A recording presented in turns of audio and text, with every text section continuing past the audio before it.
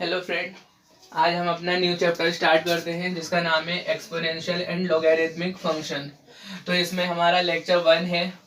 तो इस चैप्टर के अंदर हमें क्या क्या पढ़ना है, सबसे पहले हम एक्सपोनेंशियल फंक्शन क्या होते हैं उनके बारे में पढ़ेंगे, फिर उनका ग्राफ, नेचर और प्रॉपर्टीज डिस्कस करेंगे। उसके बाद हमारा नेक्स्ट टॉपिक होगा लॉगरिथमिक फंक्शन। तो लॉगरिथमिक फंक्शन क्या होते हैं, उनके एग्जांपल्स, उनका ग्राफ, नेचर और प्रॉपर्टीज। प्रॉपर्टीज जो होती है लॉग की, वो सारी चीज़ें हम इसमें कवर करेंगे। फिर जब हमारे चैप्टर की थ्योरी कंप्लीट हो जाएगी, फिर उसके बाद हम IIT JEE और टीचिंग एग्जाम से रिलेटेड क्वेश्चन करेंगे, जो कि NVS, KVS, EMRS, DSSB और TGT, PGT, UP, UK, Haryana, Rajasthan, इन सारे एग्जाम्स में या तो क्वेश्चन आए होंगे या फिर इनमें आने वाले एग्जाम्स में क्वेश्चन बहुत ज़्यादा इंपॉर्टेंट होंगे। हम उन सारे क्वेश्चंस को डिस्कस करते हैं।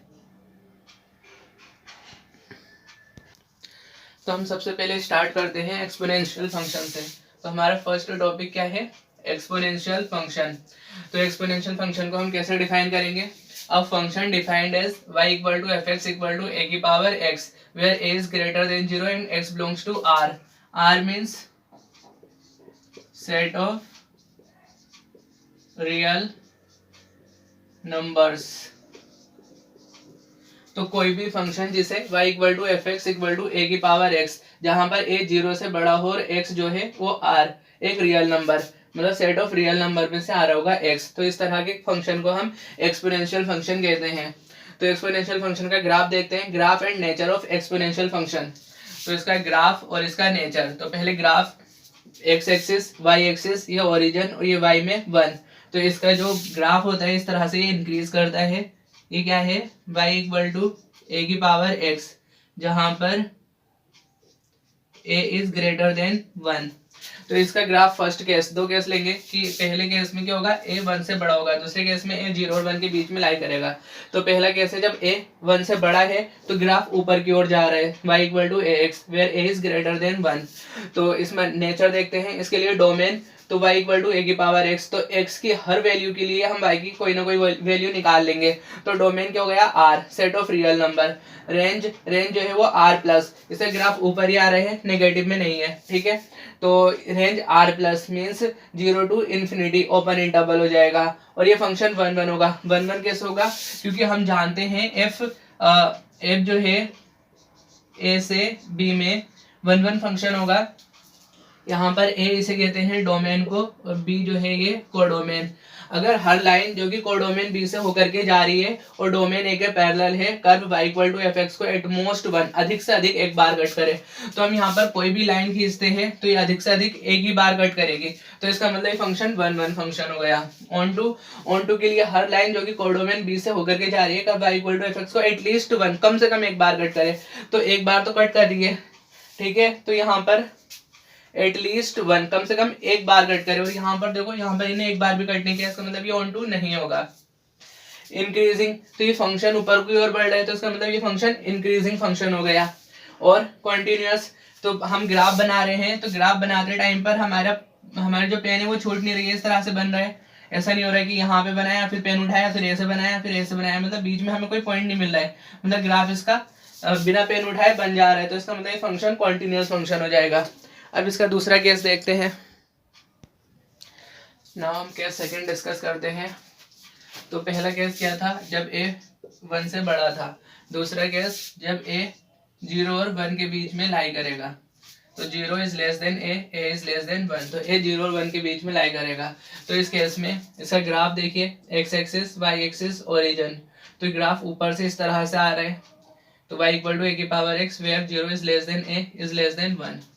तो इसका नेचर देखते हैं। तो डोमेन अभी भी y इक्वल टू ए की पावर x है, तो x के हर वैल्यू, हम x की सारी वैल्यूज रख सकते हैं, तो डोमेन पूरा r, set of real number आ जाएगा। Range equal to r plus, तो x की कोई भी वैल्यू रखेंगे तो a की पावर x, तो ये से पॉजिटिव रियल नंबर ही बनाएगा। तो range r plus positive real number और ओपन इंटरवल 0, इन्फिनिटी। अब ये 1 1, तो 1 1 के लिए फिर वही कंडीशन, हर लाइन जो कि कोडोमेन b से होकर के जा रही है, डोमेन a के पैरेलल है, curve y equal to f x को एट मोस्ट 1, अधिक से अधिक एक बार कट करे। तो एक ही बार कट किया इसने, इसका मतलब ये 1 1 हो जाएगा।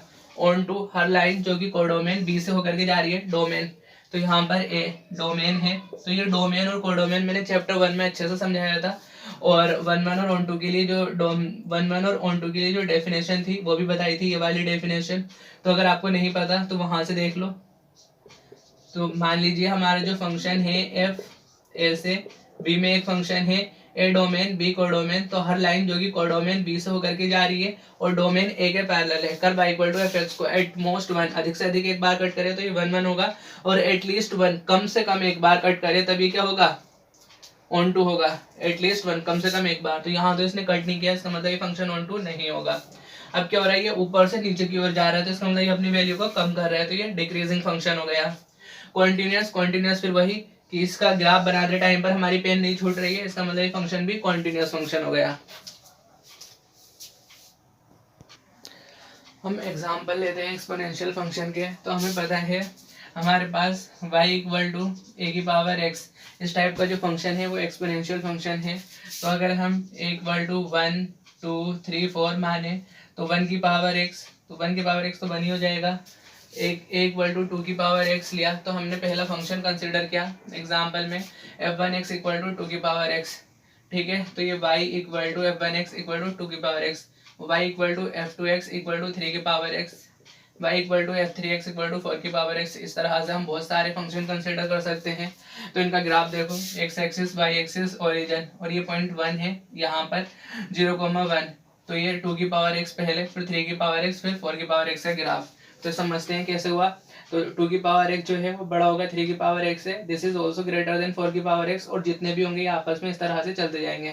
ये कंडीशन कब है, जब 0 less than x less than 1, जब x 0 और 1 के बीच में लाई कर रहे हैं। और ये कंडीशन जो साइन है वो चेंज हो जाएंगे जब x 1 से बड़ा होगा, x इज ग्रेटर देन 1, तो 2 की पावर x छोटा हो जाएगा 3 की पावर x से, 3 की पावर x छोटा हो जाएगा 4 की पावर x से, एंड सो ऑन। इस तरह से ये कंडीशन चलती रहेगी। नाउ हमारा नेक्स्ट फंक्शन है लॉगरिथमिक फंक्शन। तो लॉगरिथमिक फंक्शन, तो इसको इनवर्स एक्सपोनेंशियल फंक्शन भी कहते हैं। लॉगरिथमिक फंक्शन को हम क्या कहते हैं, इनवर्स एक्सपोनेंशियल फंक्शन, ठीक है। क्यों, क्योंकि जो लॉग होता है और एक्सपोनेंशियल फंक्शन होते हैं वो एक दूसरे के इनवर्स होते हैं। तो लॉगरिथमिक फंक्शन को इनवर्स एक्सपोनेंशियल फंक्शन और एक्सपोनेंशियल फंक्शन को इनवर्स लॉगरिथमिक फंक्शन। तो कोई भी फंक्शन जिसे हम y equal to f x equal to log x और बेस में a है, where a comma x greater than 0 and a is not equal to 1, इस तरह से डिफाइन करते हैं, वो लॉगरिथमिक फंक्शन कहलाता है। तो सिंपल से याद रखना, लॉगरिथमिक फंक्शन में हमेशा लॉग ही आएगा, तो ये लॉग x बेस में कुछ भी हो सकता है, यहाँ पर a है। तो ये लॉगरिथमिक फंक्शन हो गया। अब इसका ग्राफ और नेचर देखते हैं, graph and nature of logarithmic function. तो पहला केस माना हमने when a is greater than 1, जब a जो है 1 से बड़ा है। तो ग्राफ देखिए, x axis y axis origin, तो यहाँ पर y, यहाँ इसका जो ग्राफ है इस तरह से इंक्रीज हो रहा है। तो y equal to log x base a, जब a इज ग्रेटर देन 1। तो डोमेन, डोमेन क्या होगा, r प्लस। क्यों होगा r प्लस, क्योंकि अगर जैसे हम लॉग में माइनस रखेंगे तो वो लॉग जो माइनस में होता है वो नॉट डिफाइन ही नहीं होता है, ठीक है। तो इसके लिए जो डोमेन होगा वो पूरा r plus, set of positive real number हो जाएगा, और रेंज r पूरा कंप्लीट r आ जाएगा। x की कोई सी वैल्यू रखो, y के हमें कोई ना कोई वैल्यू जरूर मिलेगी, तो रेंज r हो जाएगा, सेट ऑफ रियल नंबर। ये फंक्शन 1 1 है या नहीं है, तो उसके लिए हर लाइन जो कि कोडोमेन b से होकर के जा रही है डोमेन a के पैरेलल है, कर y इक्वल टू f(x) को एट मोस्ट 1 अधिक से अधिक एक बार कट करें, तो सारी लाइन ज्यादा से ज्यादा एक ही बार कट करेंगी, मतलब हर लाइन एक ही बार कट करेगी। इसका मतलब ये 1 1 फंक्शन हो गया। ऑन 2 के लिए भी यही कंडीशन है कि हर लाइन जो कि कोडोमेन बी से होकर जा रही है डोमेन ए के पैरेलल है, कर y equal to f x को एटलीस्ट 1 कम से कम एक बार कट करे, तो सारी लाइन कम से कम एक बार कट कर रही है, इसका मतलब ये ऑन 2 फंक्शन भी हो गया। और ये इस तरह से ऊपर को जा रहा है, तो क्या है, इंक्रीजिंग हो गया। और कैसा, स्ट्रिक्टली इंक्रीजिंग फंक्शन है। और कॉन्टिन्यूस फंक्शन है, क्योंकि ग्राफ बनाते टाइम पर हमारा पेन कहीं छोटी नहीं रही है, इस तरह से नहीं हो रहा है कि बनाया यहाँ पे, यहाँ रुका, फिर आगे बढ़ा, फिर यहाँ रुका, इस तरह से नहीं है, सीधे बन जा रहा है इसका ग्राफ। तो ये क्या हो गया, कॉन्टिन्यूस फंक्शन हो गया।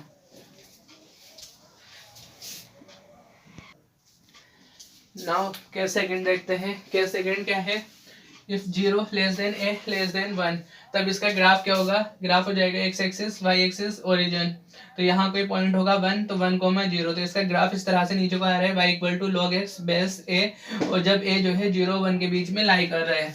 तो इसके लिए डोमेन अभी भी वही रहेगा R plus set of positive real number, range R set of real number, और ये फंक्शन 1 1 तो अभी भी 1 1 होगा क्योंकि हर लाइन जो कि कोडोमेन बी से होकर के जा रही है, डोमेन ए के पैरेलल है, curve y equal to f x को एट मोस्ट 1 अधिक से अधिक एक बार कट कर रही है, इसका मतलब 1 1। ऑन टू भी होगा क्योंकि हर लाइन एटलीस्ट 1 कम से कम एक बार भी कट कर रही है, तो ये ऑन टू भी हो गया। कॉन्टिन्यूस ऊपर से नीचे के आ रहा है, बीच में कहीं ब्रेक नहीं हो रहा है, इसका मतलब ये फंक्शन कॉन्टिन्यूस भी हो गया। और इस तरह से है तो ये इसका मतलब ये फंक्शन क्या है, डिक्रीज कर रहा है अपनी वैल्यू, कम कम कम कम और स्ट्रिक्टली डिक्रीजिंग, तो ये फंक्शन स्ट्रिक्टली डिक्रीजिंग फंक्शन होगा। तो हमारा नेक्स्ट टॉपिक है एक्सपोनेंट्स।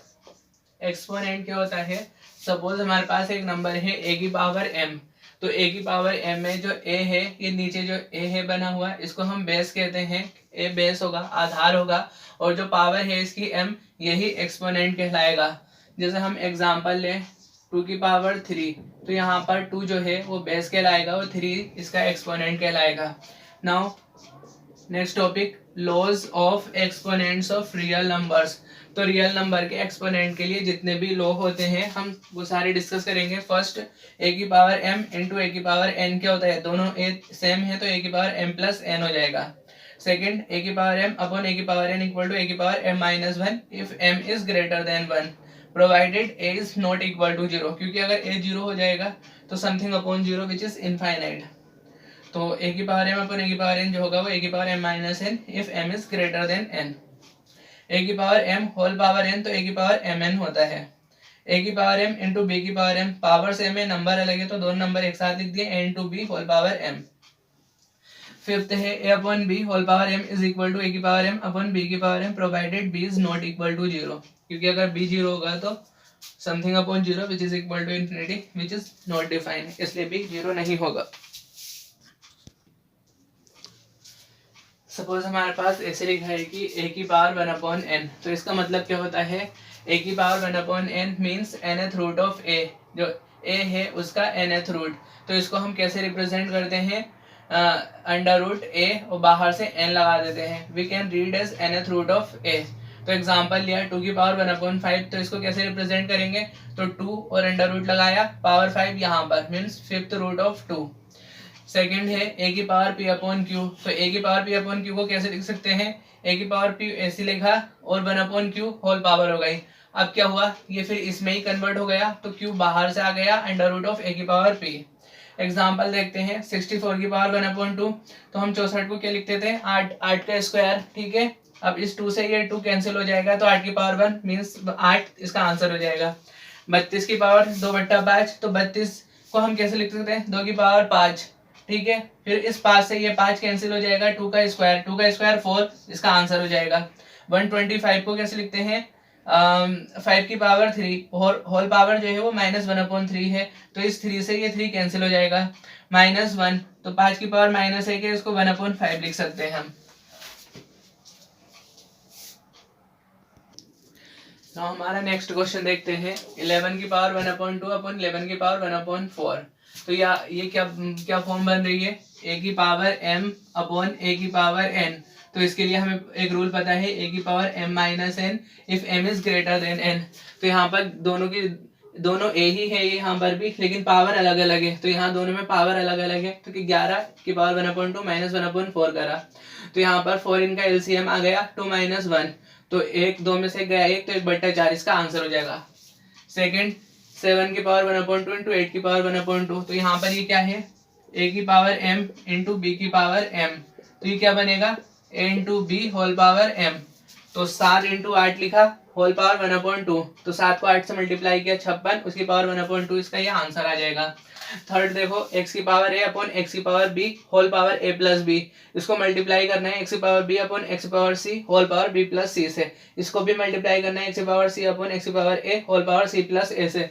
तो सबसे पहले इसको लिखा x की पावर a अपॉन x की पावर b, तो ये पावर b ऊपर जाकर के माइनस हो जाएगी, तो x की पावर a माइनस b और whole power a plus b ऐसे ही, फिर मल्टीप्लाई x की पावर b, यहाँ पर c प्लस है तो ऊपर जाके minus c, b minus c multiply b plus c, तो x की power c minus a multiply c plus a, तो यहाँ पर x की पावर हो गया। अब हम जानते हैं एक फॉर्मूला, a की power m whole power n क्या होता है, a की पावर m इंटू n, तो वही लगा देंगे यहाँ पर। तो x की power a minus b whole power a plus b है, तो x की power a minus b into a plus b इस फॉर्मूले से आ गया। तो a minus b into a plus b, इसी तरह यहाँ पे x की power b minus a into b plus c, फिर x की power c minus a into c plus a. ठीक है, अब ये देखो a minus B A plus B, ये क्या होगा ए स्क्वायर माइनस बी स्क्वायर, फिर x ऐसे ही सब जगह x तो ऐसे चल रहा है बेस, तो b माइनस सी इंटू बी प्लस सी, B square minus c square, x की पावर c माइनस ए सी प्लस है तो सी स्क्वायर माइनस ए स्क्वायर। अब सारे ही x हैं तो हमने एक x लिया है यहाँ पर, उसकी सबकी पावर आपस में ऐड कर देंगे। तो a minus a square minus b square, फिर plus b square minus c square plus c square minus a square. तो माइनस ए स्क्वायर से plus a square cancel, minus b square से plus b square cancel, minus c square से plus c square cancel. तो इसका मतलब x की power कुछ भी नहीं बची, जीरो बची, जीरो। और हम जानते हैं किसी भी नंबर की पावर जीरो हो तो उसका मान हमेशा एक आता है, तो 1 इसका आंसर हो जाएगा। ना हमारा बहुत ज्यादा इंपॉर्टेंट टॉपिक स्टार्ट हुआ है, प्रॉपर्टीज ऑफ लॉगरिथमिक फंक्शन। जो लॉगरिथमिक फंक्शन है उनकी प्रॉपर्टीज, तो क्या क्या प्रॉपर्टीज है वो देखेंगे। तो मान लिया सबसे पहले let m n a and b are positive real number, positive number, a not equal to 1 b not equal to 1, then मतलब हमारे पास क्या है m n a और b जो है वो पॉजिटिव नंबर है, a और b 1 के इक्वल नहीं है। तब कौन कौन सी प्रॉपर्टी होगी, फर्स्ट क्या है log m बेस n, ये इक्वल होता है log m upon log n के, तो log m base n is equal to log m upon log n। Second property log a base a is equal to 1, कैसे होता है, तो ये फर्स्ट वाली प्रॉपर्टी लगाओ इसमें, तो log a क्या होगा, log m बेस n को हम log m upon log n लिख सकते हैं, तो log a बेस a को क्या लिखेंगे, log a upon log a, तो ये आपस में कैंसिल होके 1 आ जाएगा, तो यहाँ पर इसीलिए 1 लिखा है। अब थर्ड log 1 बेस a, ये क्या होता है, इसमें भी फिर फर्स्ट प्रॉपर्टी लगाओ, log 1 अपॉन log a, और हम जानते हैं log 1 क्या होता है, zero, zero upon log a is equal to zero, तो log 1 base a zero, log m into n, ये सभी जानते होंगे, log m इंटू एन जो होता है वो log m plus log n होता है, बेस में e चल रहा है सब जगह, तो इस रूल को क्या कहते हैं, प्रोडक्ट रूल या प्रोडक्ट प्रॉपर्टी कहते हैं। फिफ्थ है log m upon n is equal to log m minus log n, base e सब जगह, तो ये क्या होता है m अपॉन n कोशेंट है, तो ये कोशेंट प्रॉपर्टी हो गई। log m की power n is equal to n time log m, और e बेस में है तो ये क्या है, पावर है, m की पावर n है, दिस इज पावर प्रॉपर्टी, तो इसे हम पावर प्रॉपर्टी या पावर रूल कहते हैं। नाउ नंबर 7 देखो, log m base a is equal to log m base b into log b base a, this is equal to log m base b upon log a base b, this property is known as base change property. मतलब इस property के help से हम किसी भी logarithmic function का base change कर सकते हैं। कैसे करेंगे, देखो log m बेस a है, तो हमने क्या करना है, इस a को हटा करके कोई दूसरा बेस बनाना है, तो log m तो ऐसे ही रखा और a की जगह पे b लिख दिया, तो यहाँ पर b आ गया। अभी जो b आया है तो log b लेना पड़ेगा हमें, log b, फिर यहाँ पर बेस पहले वाला ही आ जाएगा, तो ये दोनों इक्वल होंगे। कैसे होंगे, देखो यहाँ पर log m बेस a को क्या लिख सकते हैं हम, log m upon log a, ठीक है, तो इसका मतलब यहाँ से ये जो है ये इतना आ रहा है, अब ये भी तो इतना ही आना चाहिए, तो ये क्या होगा log m upon log b, फिर product into log b upon log a, तो यहाँ से log b cancel, log m upon log a यही आ गया, तो इसका मतलब ये भी इक्वल हो गया। अब यहाँ पर log m बेस b लिखा है, तो इसे कैसे लिखेंगे, log m upon log b, ठीक है, log m बेस b को log m upon log b upon log a base b को लिखेंगे हम log a upon log b, तो log b से log b फिर cancel, log m upon log a यही आ गया, log m upon log a। बस यहाँ पर हमें ध्यान रखना है कि ये जो बेस है a, इसको चेंज करना है, तो इसकी जगह पर हम b लिखेंगे, m ऐसे का ऐसा ही रहेगा, तो log m base a is equal to होता है log m बेस b, तो ये हमने चेंज किया है कि जगह b, तो वैसे ही उसके साथ log आ जाएगा, तो log b बेस जो पहले वाला था वही आ जाएगा log a। अब इसको हमने ऐसे ही रहने दिया log m base b, log m base b, तो इसको नीचे लिख दिया, तो ये जो a था वो ऊपर चला गया, b नीचे आ जाएगा, तो log a बेस b, तो यहाँ पर ये वाली प्रॉपर्टी यूज हुई है यहाँ पर 8, log b base a is equal to 1 upon log a base b, this property is known as inverse property, तो ये इनवर्स प्रॉपर्टी है, इसका मतलब इसका और इसका इन दोनों का प्रोडक्ट कितना होना चाहिए, 1 होना चाहिए। तो देखो कैसे होगा, log b बेस a कैसे होगा, log b upon log a। तो ये इस साइड को भेजेंगे तो हम ये किस में चले जाएगा, मल्टीप्लाई में। तो ये किसे कैसे लिखेंगे, log a बेस b को log a upon log b। तो log b से log b cancel, log a से log a कैंसिल, इसका मतलब 1। तो ये 1 ही आ रहा है, तो ये इनवर्स प्रॉपर्टी हो गई। तो इसको याद कैसे रखेंगे, log b बेस a है तो 1 अपॉन ये a ऊपर पहुंच जाएगा, b नीचे, तो log a base b। This is inverse property. हमारी 9th प्रॉपर्टी है log m base a is equal to log n base a if and only if m equal to n। This property is also known as equality property. तो अगर log m log n base a ये दोनों आपस में equal है तो इसका मतलब m इक्वल टू n होगा, ठीक है। और अगर m इक्वल टू n है तो हम इसको ऐसे भी लिख सकते हैं, क्योंकि ये इफ एंड ओनली प्रॉपर्टी है। तो log m base a is equal to log n base a if and only if m equal to n, equality property. 10th देखो, log n बेस में a की पावर बीटा। तो ये जो beta है इसको हम सीधे 1 अपॉन बीटा लिख देंगे, 1 अपॉन बीटा, बस log n और बेस a ये ऐसे ही रहेगा। ये ध्यान रखना है कि बीटा 0 नहीं होना चाहिए। नेक्स्ट क्या है, log n की पावर अल्फा और बेस a की पावर बीटा। तो ये ऊपर अल्फा है और नीचे बीटा है, तो सीधे सीधे अल्फा अपॉन बीटा लिखा, और log n बेस a ऐसे ही लिख दिया, log n बेस a। तो log n की पावर अल्फा अपन a की पावर बीटा क्या लिखेंगे, अल्फा और बीटा ऐसे लिखा, तो अल्फा ऊपर था और बीटा नीचे था, तो अल्फा अपॉन बीटा ऐसे लिखा। बचा क्या था, log n base a, log n base a, where beta is not equal to 0। Now next देखते हैं, a की power log x base a, this is equal to x, this is equal to log a की power x base a, where a greater than 0, a not equal to 1, x greater than 0। मतलब a की power log x base a जो होता है वो हमेशा x के equal होता है, या फिर हम log a की पावर x जो है बेस a के साथ ये भी x के इक्वल होगा। कैसे होगा देखो करके देखते हैं। जैसे हम a की पावर log x, अगर हम y इक्वल टू मान लें इसे, y इक्वल टू a की power log x base a, अब दोनों ओर हम log ले रहे हैं, तो log y is equal to log of a की power log x base a, ठीक है। तो ये log आगे आ जाएगा, log x base a into log a।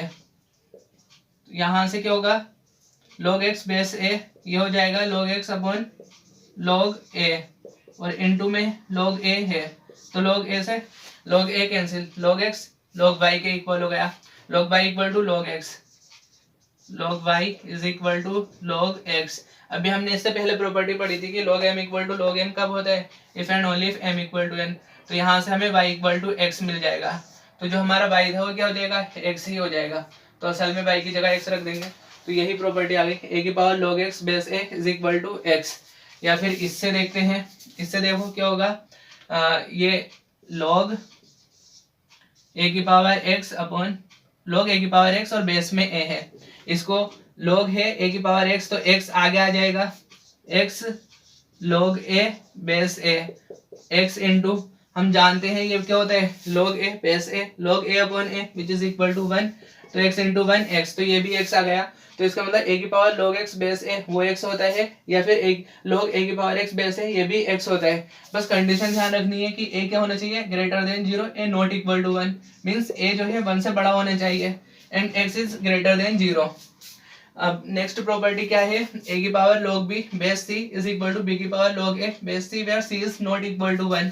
बस ऐसे याद रखने से a की power log b equal to होता है b की power log a log b, b log a, c दोनों में लगा देना बस, और c 1 के इक्वल नहीं है। तो a की power log b equal to b की पावर log a, दोनों में बेस c है, where c is not equal to 1।